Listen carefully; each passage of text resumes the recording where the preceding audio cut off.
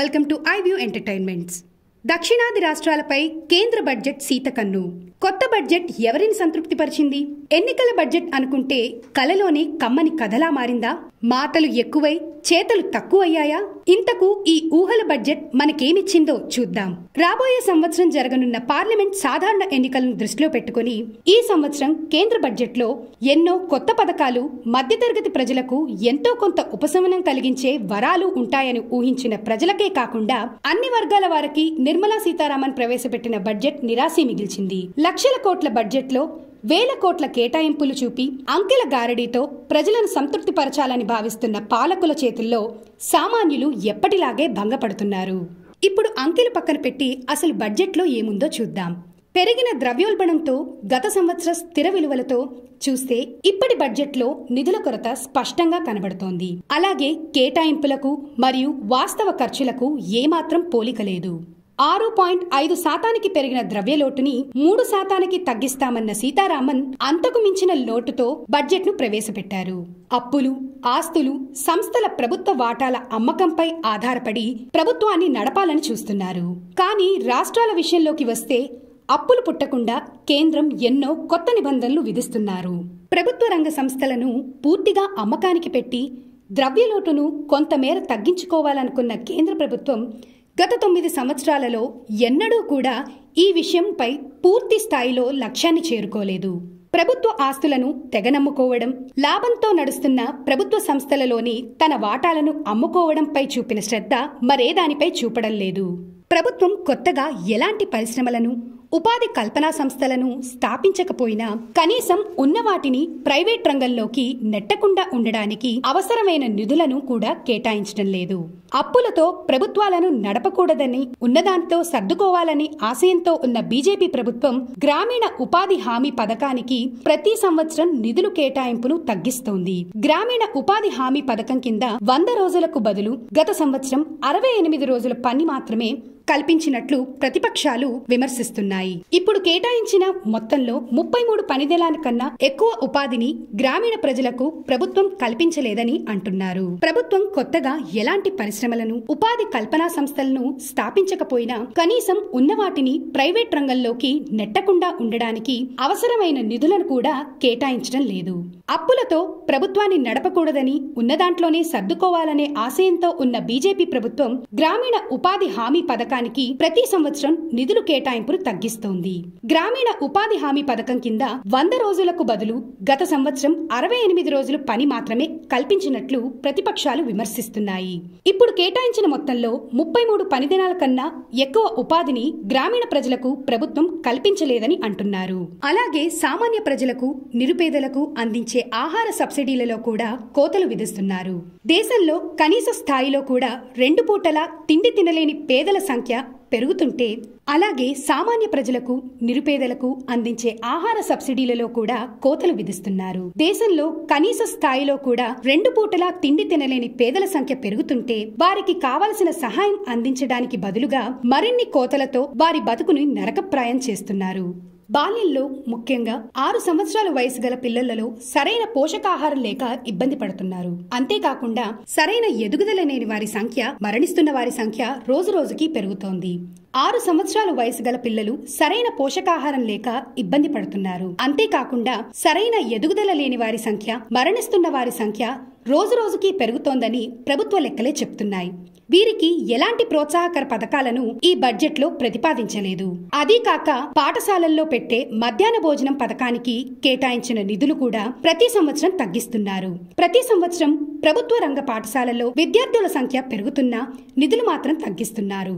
ప్రచారానికి మాత్రం కోడిగుడ్డు కూడా మధ్యాహ్న భోజనంలో భాగం చేయాలనుకుంటున్నామని చెప్తున్నారు. మాటలకు చేతలకు ఎక్కడా పొంతనలేని బడ్జెట్ ఇది.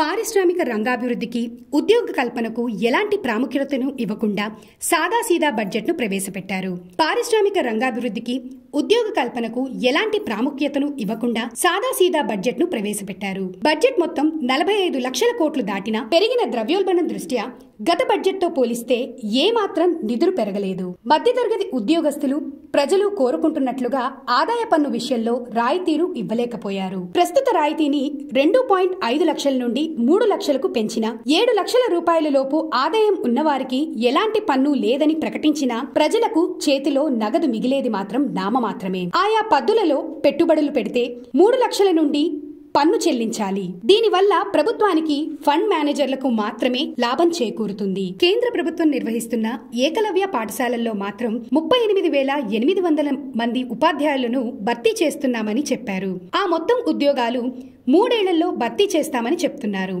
అంటే ఈ సంవత్సరం 12,933 ఉద్యోగులను మాత్రమే భర్తీ చేసే అవకాశం ఉంది. అందులో తెలంగాణ రాష్ట్రానికి దాదాపు 1,100 ఉద్యోగాలు రావచ్చు. కేంద్ర బడ్జెట్ మొత్తంలో ఇదొక్కటే ఉద్యోగులకు సంతోషాన్ని కలిగించే వార్త. గత కొన్నేళ్లుగా భర్తీ కాకుండా ఉన్న దాదాపు 8 లక్షల కేంద్ర ప్రభుత్వ ఉద్యోగాల విషయంలో ఎలాంటి స్పష్టత లేదు.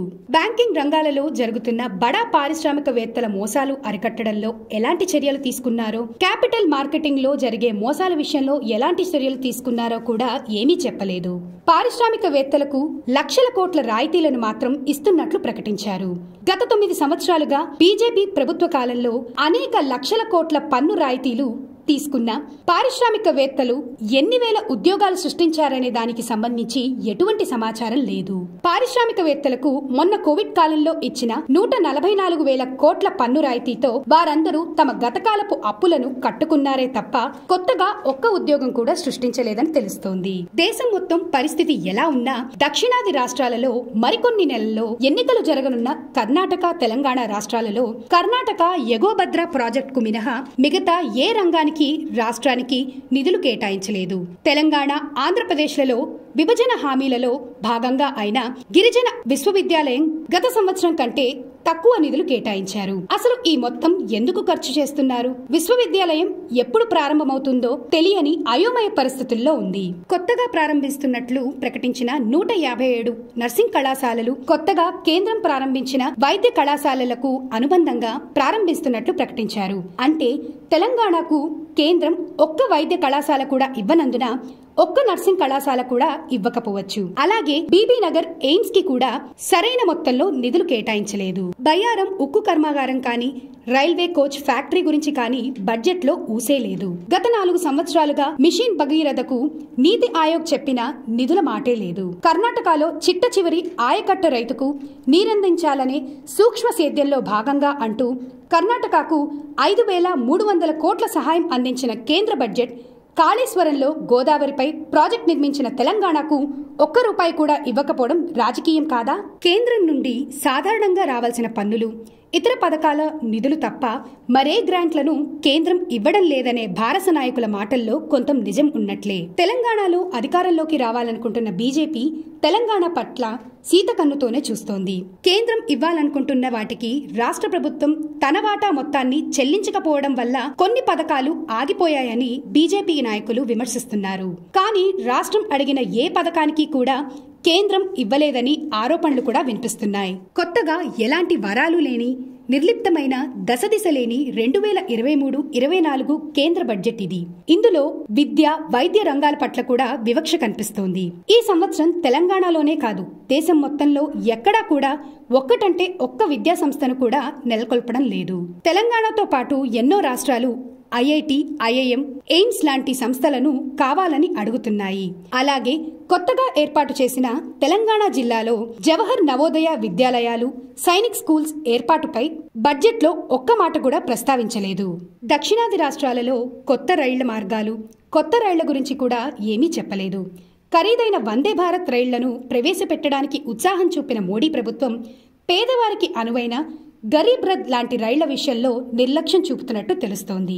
అలాగే రైల్వే లైన్ల విద్యుదీకరణ, డబ్లింగ్ మరియు 160 కిలోమీటర్ల వేగానికి అనుగుణంగా రైల్వే లైన్లను మార్చడానికి కూడా ఏమంత ప్రాధాన్యత ఇవ్వకుండా రైళ్లను ప్రైవేటీకరణ చేయడానికి సిద్ధమవుతున్నట్లు కనబడుతోంది. సామాన్యులు ఉపయోగించుకునేట్లుగా రోడ్డు రవాణా సంస్థలకు ఎలాంటి మేలు చేసే పథకం లేదు. కానీ ఉన్నత వర్గాలకు సౌకర్యాలను కలిగించడానికి మరో 50 విమానాశ్రయాలను, హెలిప్యాడ్లను ఏర్పాటు చేస్తామని ప్రకటించారు. అవి కూడా దేశ పారిశ్రామిక ప్రగతికి అవసరం కావచ్చు. కానీ ఇంకా మన దేశంలో కనీసం బస్సు సౌకర్యానికి నోచుకొని అనేక గ్రామాలున్నాయనే విషయం పాలకులు మర్చిపోతున్నారు. పేరుకే దేశమంతా విద్యుదీకరణ చేస్తున్నామని చెప్తున్నారు. విద్యుత్ వెలుగులు లేని గ్రామాల విషయంలో ఎవరు మక్కువ చూపడం లేదు. ముఖ్యంగా గిరిజన ప్రజలు ఉండే ప్రాంతాలలో రోడ్డు సౌకర్యం లేక ప్రతి సంవత్సరం వందలాది మంది మరణిస్తున్నారు. కానీ వారికి రోడ్, విద్యుత్, వైద్య విద్యా సౌకర్యాలను ఏమాత్రం కల్పించటం లేదు. వైద్యపరంగా గ్రామీణ ఆరోగ్య కేంద్రాల అవసరం ఎంతో ఉంది. కానీ ఈ బడ్జెట్ లో గ్రామీణ ఆరోగ్య కేంద్రాల మాటే లేదు. వైద్య రంగంలో ఎన్నో కొత్త కాలేజీలు పెట్టినా, వాటిలో ఎన్ని పీజీ కోర్సులు వచ్చినా గ్రామీణ స్థాయిలో కావలసిన కనీస అర్హత వైద్యుడు మాత్రమే. పెద్ద పెద్ద డిగ్రీలు చదివిన, డాక్టరేట్లు సంపాదించిన వారు ఎవరు గ్రామీణ ప్రాంతాలలో పనిచేయరు. అందరూ నగరాల్లోని కార్పొరేట్ వైపే వెళ్తారు. ఎన్నో సంవత్సరాలుగా వైద్య విద్యా రంగాలలో మార్పులు తేవాలని, ఎంబీబీఎస్ కోర్స్ కాలపరిమితి తగ్గించాలని, లేదా గ్రామీణ ప్రాంతాలలో అవసరాలకు సరిపడే మరో కొత్త కోర్స్ ప్రారంభించాలని వైద్య రంగ నిపుణులు, ప్రజలు, మేధావులు కోరుతున్నారు. కానీ ఏ ప్రభుత్వం ఈ అంశాన్ని పట్టించుకోవడం లేదు.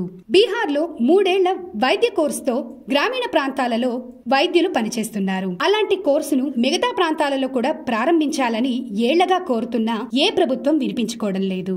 ఏమాత్రం అర్హత లేని ఆర్ఎంపీలు వైద్యులమని చెప్పి గ్రామీణ ప్రాంతాలలో ప్రజలను ఎలా దోచుకుంటున్నారన్న విషయం మనందరికీ తెలిసిందే. కనీసం వారికైనా కొన్ని నెలల శిక్షణ ఇచ్చి కనీస వైద్య పరిజ్ఞానం కల్పించడంలో కూడా ప్రభుత్వాలు విఫలమవుతున్నాయి. కనీసం మందుల పేర్లు కూడా చదవడం రాని ఆర్ఎంపీలు గ్రామీణ ప్రాంతాలలో వైద్యులుగా చలామణి అవుతున్నారు. ఆపరేషన్లు చేస్తూ సూది మందులు ఎక్కిస్తున్న వారిపై ఎలాంటి నిఘా, పర్యవేక్షణ లేదు. గ్రామీణ ప్రాంతాలలో వైద్యాన్ని ప్రభుత్వం గాలి కొదిలేసినట్లే ఉంది. గతంలో ప్రకటించిన Atmanirbhar Bharat, digital India, make in India లాంటి పాతకాలపు పథకాలన్నీ కాలగర్భంలో కలిసిపోతున్నాయి. ప్రచారానికి పనికి వచ్చే కొత్త కొత్త పేర్లతో పథకాలు వస్తున్నా ఈ అమృత కాలంలో సామాన్యులు మాత్రం తప్పనిసరి పరిస్థితుల్లో విషం మింగి కాలం గడపాల్సొస్తోంది. మొత్తానికి మోడీ నాయకత్వంలో బీజేపీ ప్రభుత్వంలో ఆర్థిక మంత్రిగా నిర్మలా సీతారామన్ తన 6వ బడ్జెట్ను విజయవంతంగా పార్లమెంట్లో ప్రవేశపెట్టారు. అలాగే ఇందిరాగాంధీ తర్వాత 2వ ఆర్థిక మహిళా మంత్రిగా కూడా ఆమె చరిత్రలో నిలిచిపోయారు. పేదలు మరింత పేదలుగా, పారిశ్రామిక వర్గాల్లోని కొంతమంది మరింత ధనికులుగా ఎదగడానికి ఉపయోగపడే కేంద్ర బడ్జెట్ విజయవంతంగా పార్లమెంట్లో ప్రవేశపెట్టబడింది. ఇదండి కొత్తగా ప్రకటించిన కేంద్ర బడ్జెట్ విశేషాలు. ఇలాంటి మరెన్నో అప్డేట్స్ కోసం ఐవ్యూ ఎంటర్టైన్మెంట్స్ ని తప్పక సబ్స్క్రైబ్ చేయండి.